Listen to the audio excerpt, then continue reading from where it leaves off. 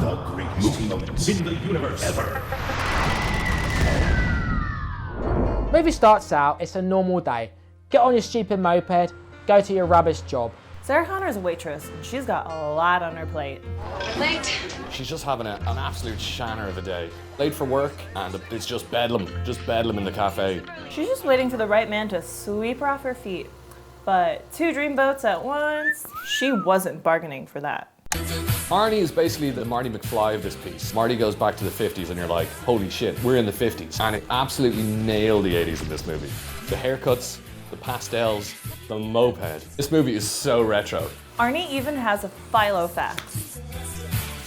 Sarah Connor? Yes. This natter come back from the future to kill everyone called Sarah Connor. To be fair, joke's on him. What? It's like 50 Sarah Connors in a phone book. It's gonna take bloody ages. Then we meet the real villain of the piece.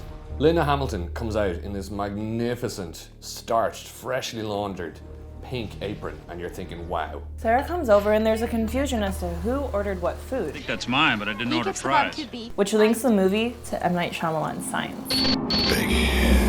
In the corner of the frame, you see this little kid. Your attention is drawn to this little boy because he's looking right at you. He's actually looking at the audience. The composition of the shot might suggest that you're meant to be focusing on what's going on mid-frame, but no. That's the thing with a Jim Cameron movie. You gotta keep your eyes peeled. He takes a lot of influence from the Where's Wally books. Just a little glance from this kid down the lens. It's chilling, you know? You think, well, what's he up to? She knocks over a glass of water. This isn't real leather, is it? And then this little kid just takes a dollop of ice cream Leans over like that. He's got a bit of tutti frutti on a spoon, isn't he? right into her shirt. Boom. Ice cream in the pocket. It takes her a second. She can't quite feel the cold of the ball of ice cream in her pocket. Like that, she feels the cold. And she knows, somehow she knows this is going to be the worst day of her bloody life. It's one of those days where nothing is gonna go right. One thing after the other. You miss the bus, the toast lands butter side down, Terminator.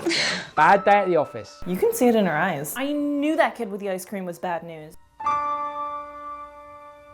I ought to give you the tip, kid. Nice going, kid. How to give you the tip? This kid shows no signs of remorse. He needs a spanking. Look at it this way, in 100 years, who's gonna care? I suppose that's the one consolation later on. It was the machine, Sarah. When Sarah hears all about the nuclear holocaust, knowing that all these dicks will be eviscerated. A little bit of tutti frutti, the old tutti frutti on a spoon prank. You know, we all did it, not to the mother of the future saviour of mankind. The kid puts ice cream on her, and you can see her first thought is, I ain't never having kids. And that's the twist. This kid was also sent back in time by Skynet to dissuade Sarah Connor from ever wanting to procreate. And this was going to be the vision for James Cameron's Terminator 3.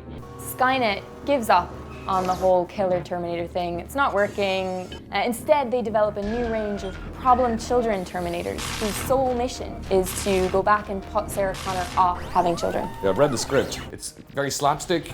Essentially, it's just scene after scene of children putting ice cream in Sarah Connor's pockets, culminating in this sequence where she's covered in wasps on a hot summer's day in LA, and you're thinking, Cameron, stay out of comedy. We don't get to hear any more of the cassettes that she's making for John. But there's definitely one in there that says, "Hey John, watch out for ice cream." Wait, what? What's this about? You take the spoon and put it on your neck. Put it on your shoulder. That's really unpleasant. Yeah. That has definitely made my day a good 20% worse. Is this why I had to sign that waiver? Yeah, I mean, it was tutti frutti in the film. I've never been more pro-abortion than I am right now.